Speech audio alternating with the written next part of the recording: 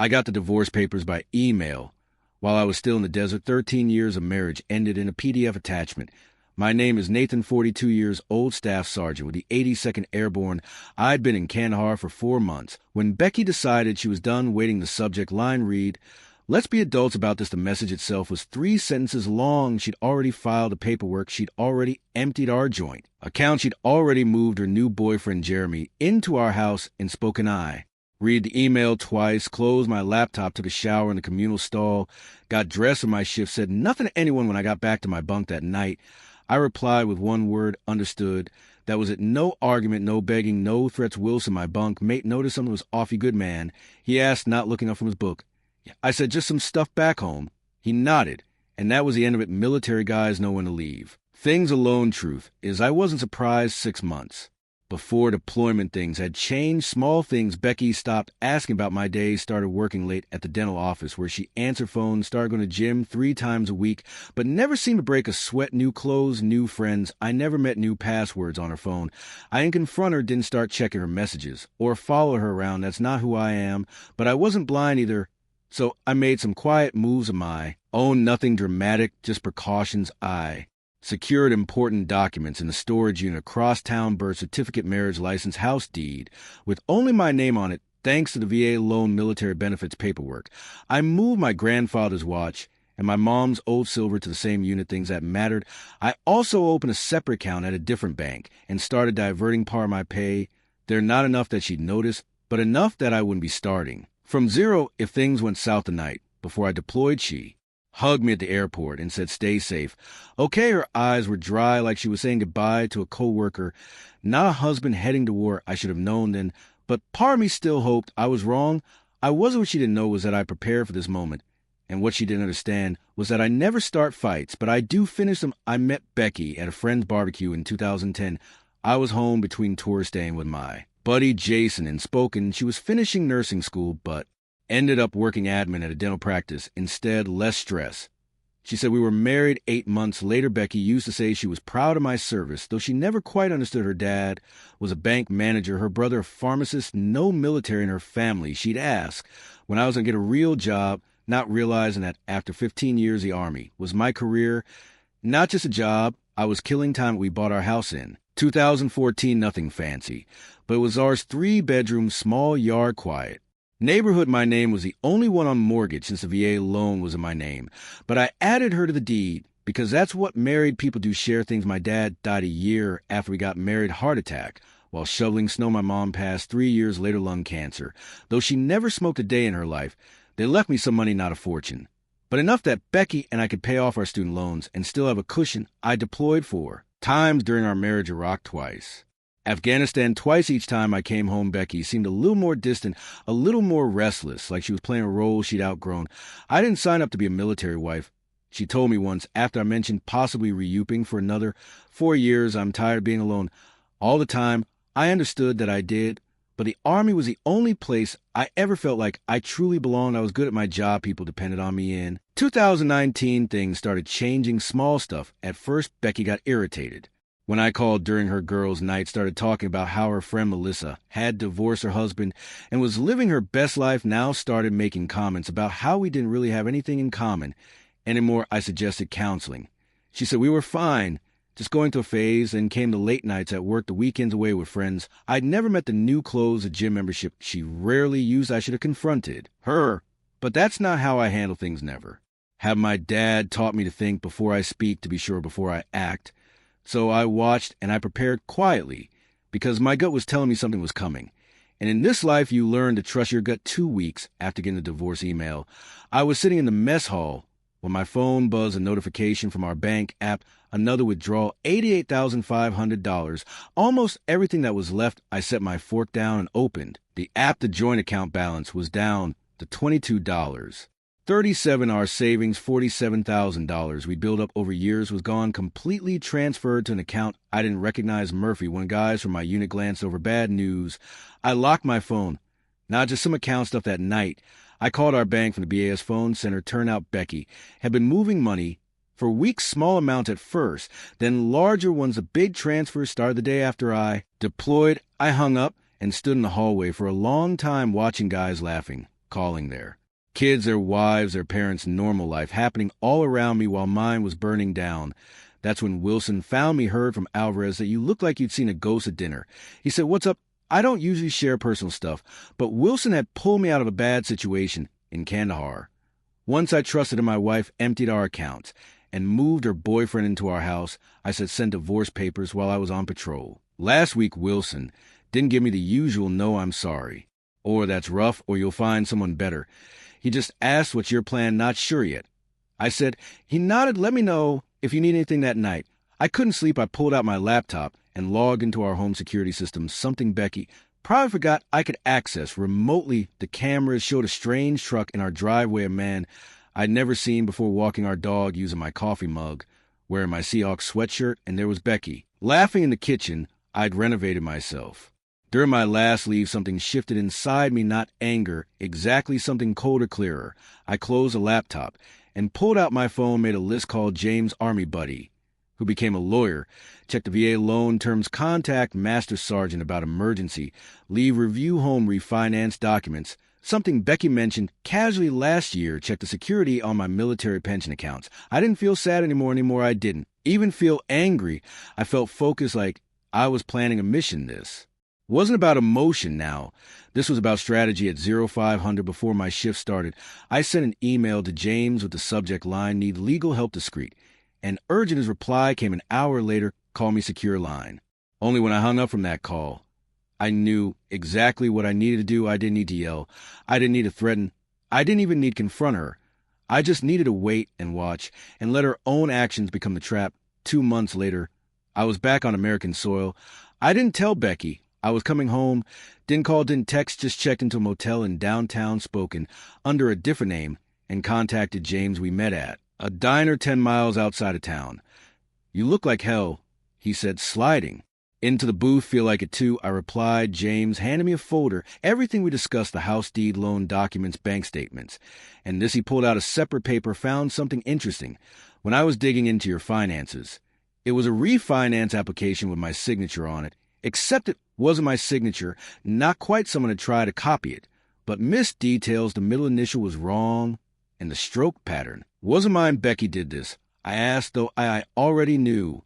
The answer, James nodded. 3 months ago, use the equity to pull out $330,000. Your signature is required for that since the VA loan is in your name. Only forge my signature, take out a loan against our house, then clear out our accounts and divorce me. I said, "Busy woman." "It gets better." James said she listed her boyfriend as a applicant. Hune's got a record, 2 DUIs, and a fraud charge from 2019. I took a deep breath. "What are my options?" Several, James said. "But first you need to decide what you want." I thought about it. "I want what's legally mine, and I wanted to understand consequences." James smiled. "Then here's what we do." The next day, I drove past our house. Her boyfriend's truck was gone, but Becky's car was in the driveway. I parked down the street and watched for a while, thought about knocking on the door, confronting her, but that wasn't the plan. Instead, I drove to the bank, met with the loan officer who had processed a refinance, showed him my military ID, showed him the real signature on my driver's license, showed him the forged documents. His face went pale. "I'll need to report this immediately." "I understand," I said. "I've already filed a police report." That night, I got a text from Becky. "Who have you been talking to at the bank?" Jeremy said someone was asking questions. I didn't respond. The next day, I went to the county clerk's office, filed paperwork contesting the refinance due to fraud, registered formal notice that no changes to the property could be made without my presence. 2 days later, Becky called. I let it go to voicemail. "Nathan, we need to talk to bank. Call about the house." "What are you doing?" "If this is about the divorce, we could discuss it like adults." "Like adults," the same words from her email. I still didn't respond. James called that afternoon. "They froze the refinance money. And there's more. Your wife's boyfriend has been driving your truck, right, the one in your name." "Yeah, he got pulled over this morning driving on a suspended license from those DUIs. They impounded the vehicle." "Good." I said he also had some interesting things in the truck, prescription pads from the dental office where Becky works. They weren't blank. I closed my eyes. "She's been stealing prescription pads. Looks that way. The police are investigating." I hung up and sat on the edge of the motel bed. This was getting bigger than I'd expected. Part of me wanted to call Becky Warren her old habits. But then I remembered the security camera footage, my house, my dog, my life given away like it meant nothing. This was the path now. I couldn't turn back. And honestly, I didn't when I met with the bank fraud investigator. The next morning name was Thompson, short guy with tired eyes and a coffee stain on his tie. This happens more often than you'd think, he said, spreading documents across his desk. Spouse deploys, other spouse sees an opportunity. What happens now? I asked. We've frozen the funds from the fraudulent refinance. But there's a problem sum. Of the money's already gone, how much? About $50. $14,600. I leaned forward. Where did it go? Thompson hesitated. I'm not supposed to share that information. It's my house, my name, forward, my money stolen. He nodded slowly, then turned his computer screen toward me. These are the transfers out of the refinance account. I scanned the list, multiple transfers to someone named Daniel Spencer, not Jeremy. Someone else I'd never heard of. Who's Daniel Spencer? I asked. Thompson shrugged. Not my department, but you should ask your lawyer to subpoena these records. I called James as soon as I left the bank. Daniel Spencer. He repeated. Let me run a check an hour later. He called back. Got it. Daniel Spencer is a real estate agent, specializes in quick sales, cash deals. She was planning to sell our house. I said the realization hit me like a physical blow. Looks that way. The deposits were probably earnest money to get him moving on a listing. But here's where it gets interesting. Spencer has done business with Jeremy Ryan. Before Jeremy Ryan is that your wife's boyfriend? Yes, they've closed 3 deals together in the past 2 years. I sat down on a park bench trying to process this. So this wasn't just Becky leaving me for some guy. This was what a planned operation. Maybe James said. Carefully, I did some digging into Jeremy Ryan. He has a pattern, gets involved with women going through divorce or with deployed spouses. 3 cases I found so far. Each time a woman's home gets sold well below market value to one of Spencer's clients, Ryan gets a cut, then he moves on. And Becky, she knew about this. Hard to say. Maybe she's a victim too, or maybe she's in on it. I rubbed my face. This wasn't just about Becky betraying me anymore. This was something bigger, something calculated. And other military families had been victims. What do we do? I asked. I've already contacted the FBI's Financial Crime Division. James said this crosses state lines, involves military personnel, and VA loans are interested. That night I sat in my motel room with a beer thinking about everything, wondering if Becky had been playing me our entire marriage, or she'd gotten swept up in Jeremy's scheme, wondering if it even mattered. My phone buzzed. Becky again. Nathan, please call me. The bank is saying something about fraud, and Jeremy got arrested for driving your truck. I don't understand what's happening. I stared at the message for a long time. Then I typed, who is Daniel Spencer 3. Thoughts appeared as she started typing. Then stopped, started again, stopped. Finally, I don't know what you're talking about. $14,600. I wrote multiple transfers, house listing, no response for 10 minutes. Then it's not what you think. I turn off my phone and went to bed. The next morning, James called. FBI wants to meet. They've been investigating Ryan and Spencer for months. You're not the first, but you might be the case that breaks it open for the first time since getting that divorce email. I felt something close to satisfaction, not because my marriage was over, but because the truth was finally coming out. I met with the FBI agents at their field office in Spokane, Agent Patel and Agent Donovan. They recorded my statement, took copies of all the documents, James, and I had gathered your case, helped establish a pattern. Agent Patel explained, shows intent, organization, makes a conspiracy rather than isolated incidents. What about Becky? I asked. My wife, ex-wife. The agents exchanged looks. We still determining her level of involvement, Donovan said carefully. Did she ever mention financial difficulties, pressure to sell the house? I thought back. She kept saying we were house poor, that we should downsize. I didn't see the need. Our mortgage payments were manageable on my salary. Patel made a note. When did that start? About 6 months ago, around the time she must have met Jeremy. And the refinance, Donovan asked. Never discuss it with me. She forged my signature while I was deployed. They asked more questions, took more notes. When we finished, Patel handed me her card. We'll be in touch in the meantime. Don't confront your wife. Oh, Ryan, we need to build this case carefully. I nodded, understood. That evening I drove to our neighborhood again, parked down the street from our house. Jeremy's truck was back, must have gotten it out of impound. Becky's car was gone. My phone buzzed. Text from Becky. We need to talk in person. Meet me at Riverfront Park tomorrow. I showed the text to James over breakfast. The next day, don't go, he advised. Nothing good can come from talking to her right now. I won't, I said, but I want to know what she's doing today while she thinks I'm meeting her. We drove to our house at 9:30 a.m.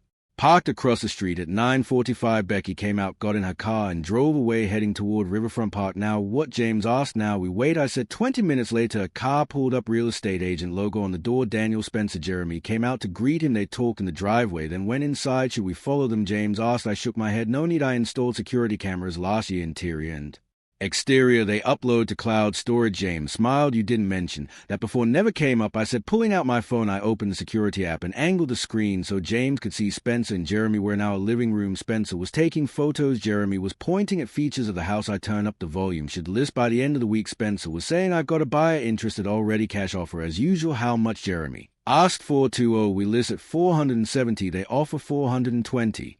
Everybody's happy. What about the husband? Becky says is causing trouble. Spencer waved dismissively. Military guys are all the same. They make noise, but they've got deployments responsibilities. He'll take a settlement to make it go away. I turned to James. You getting this? He was already recording the feed on his phone. Every word. I forwarded the security feed access to Agent Patel with a short message. Happening now. 30 minutes later, our house was surrounded by FBI vehicles. I watched from down the street as agents led Spencer and Jeremy out in handcuffs. My phone rang. Agent Patel got them on tape discussing the fraud scheme. She said, plus conspiracy, wire fraud, and attempting to sell property under false pretenses. We're going to need a formal statement from you, of course, I said. And Mr. Briggs, your wife just arrived at the scene. She's distressed. I looked down the street. Becky was standing on our lawn, hands over her mouth, watching as FBI agents carried boxes of documents from our house. What happens to her? I asked. That depends, Patel said, on what she knew and on what you want. I watched Becky for a long moment. 13 years of marriage, good years. At the beginning, before whatever this had become, I just want what's right, I said. Finally, the federal case moved quickly. Jeremy and Spencer both took plea deals implicating each other and several other conspirators in what turned out to be a 3-state operation targeting military families. Becky maintained she knew nothing about the larger scheme.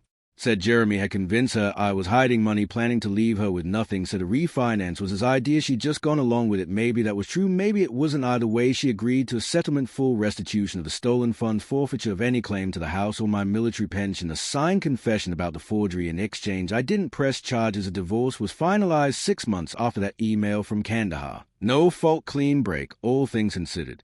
On the day the last paperwork was signed, I got a call from Agent Patel. Jeremy Ryan was sentenced today 8 years for fraud, conspiracy, and identity theft. Spencer got 12. Thought you'd want to know. Thank you. I said, there's something else. She added, we found evidence they've done this to 11 other military families. Your case helped us build the pattern. Those families might get their money back because of you. After we hung up, I sat on the porch of my rental apartment watching the sunset, thinking about those other families, other men who deployed thinking their homes and marriages were safe, only to come back to emptiness. I hadn't planned on being the one to bring down Jeremy and Spencer's operation. I just wanted what was mine.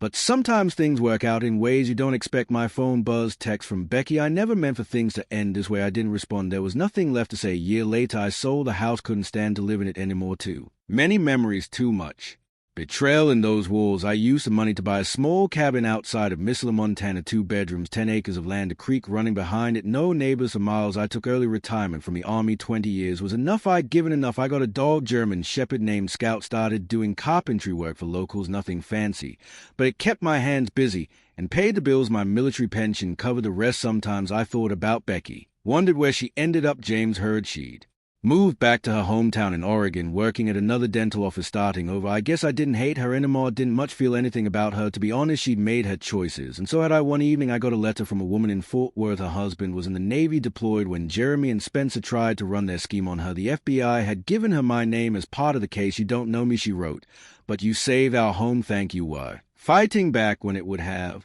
been easier to just walk away. I read it twice, then pinned it to my refrigerator. Some days when the silence got too loud or the memories too sharp, I'd look at that letter and remember that something good had come from all of it. Last I heard, Jeremy was still in prison. Spencer, too. The system worked for once. As for me, I was finding my way forward one quiet day at a time, building something new, something that couldn't be stolen or forged or betrayed, something that was just mine for